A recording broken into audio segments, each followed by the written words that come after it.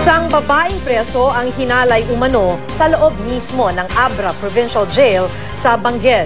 Suspect sa krimen ang isang jail guard at isang empleyado raw ng Kapitolyo. Naaresto ng isang suspect habang pinaghahanap pa ang isa. Makibalita tayo kay Manny Morales ng GMA Ilocos. Siya si Presi, hindi niya tunay na pangalan. Isa siya sa mga babaeng nakakulong sa Abra Provincial Jail sa Bangued. Puno raw siya ngayon ng takot matapos umano siyang gasain sa loob ng kanyang selda.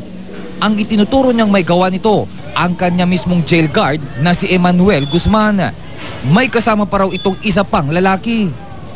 Ayon kay Presi, madaling araw kahapon nang pasukin ng kanyang selda ng dalawang sospek. Pinalabas daw ng dalawa ang presong kasama ni Presi sa selda. Hanggang dinala si Presi sa banyo at doon na raw ginahasa. Ki, binarsan, ma'am. Di pala, magpumpumigla sa... Siyempre, ang tigaway, may nga balod. Balod kami lao.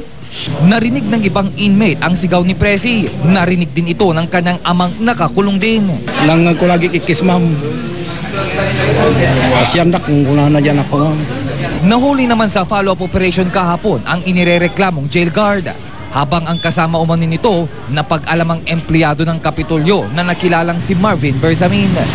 Dati rin daw siyang jail guard.